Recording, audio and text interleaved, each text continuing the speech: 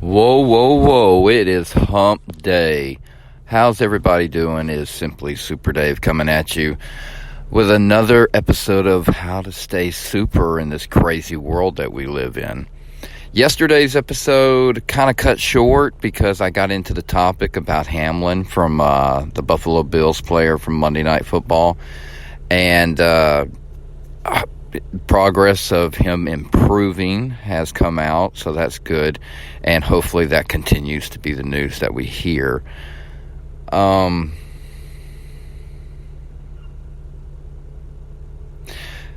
yeah, once I hit that topic, I was like, I couldn't really talk about anything else. I mean, how can you mention that and move on to something else? It is, especially stuff that I talk about, which is so was trivial. Really, it is. Everything in life is kind of trivial.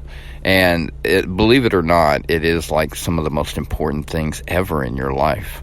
The things you hang on to the most, the things you always remember, always seem to be kind of trivial. I was thinking about how life works today and how people interact. You know, because you see a lot of videos of people just being nutty. And you kind of see it on an everyday basis. You really do. And I think that has something to do with that internet effect. You know, how life is a little blurred. How the digital life is kind of coming out in the real life. Like people speak in the way they would probably comment on a post. How they're more free-heartedly brave to say things and to act weirdly. Way different than people probably would have. You know, like people were so, I don't know. It's hard to say because when people get so free-minded, they go crazy. Sort of like in the Bible stories we hear about Sodom and Gomorrah and how, you know, when Moses goes up the hill but he comes back down, there's a party going on. He's like, what the hell's going on? You know, he was really upset, you know, that they were down there doing exactly opposite of everything they're supposed to be doing. It's just how life has always kind of been. And that's a hard thing to accept because you want to think that everybody would want the best thing possible, right? But here they are, you know, and this is where the digital, you know, part of life it can be used against you, obviously, is because they control all that information that you feed off of. And that whole system's kind of rigged together in some sort of way. Big components working together. Imagine that, okay? And they're power struggling within themselves because why not? I mean, who's to say? Yeah, it's just a dog-eat-dog world out there, really it is. And from the bottom, you would think everything would be all about right and wrong, but it really isn't. Not to them, it isn't. It's all about money or no money, and that's what makes the world go around in our minds. But the world's going to go around anyway. But while we're here, we're making it go around our way, right? The digital age just makes it instant. Everything happens instantly. So it's kind of crazy out there because people tend to just walk out sometimes with a chip on their shoulder because of all the information and rabbit holes they might have went in the night before on TikTok or Twitter or Facebook or whatever platform you're on.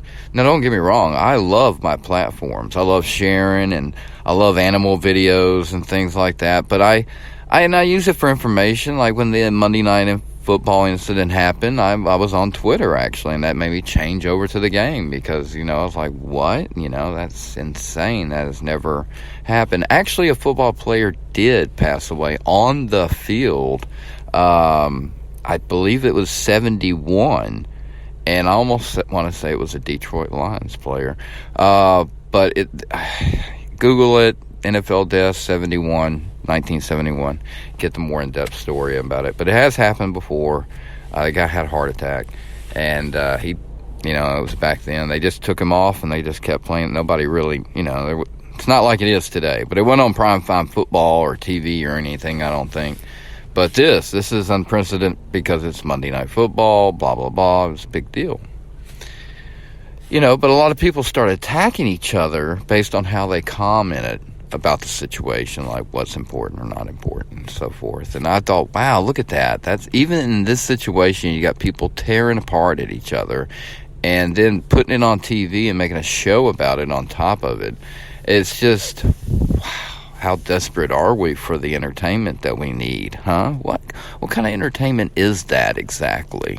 But we crave it, we desire it. And that's what makes my show a little bit like, I'm surprised you 7 or 8 people out there listen to this show, because I really, and it went up a little bit. I just want to say that's progress. That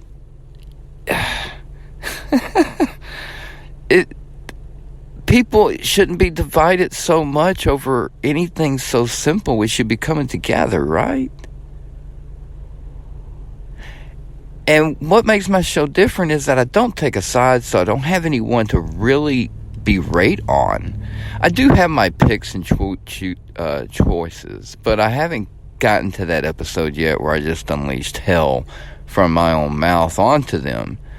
I want to be fair and just in how I feel, and I'm very two-sided with how I think because I like to see the other side. But I see two sides to the world. I see the world we live in without the power on, so to speak, and then I see the world we live in with the internet connected to us. And that world has bleeded into the real world so much now. It's in our language and how we speak and how we act. And we are definitely living in the internet age. The internet age. Well, I just rolled that off my tongue, didn't I? Now, what I mean by that is, imagine it. Just to think all the things that they promote, they already admit it's an algorithm based on what you look up, the things you talk about, blah, blah, blah. So what do they push on you the most is the things like whether you're straight or you're gay, you're black or you're white, you're rich or you're poor. It's just like everything that they've ever wanted you to fight about ever is just what they push at you. Are you red or are you blue?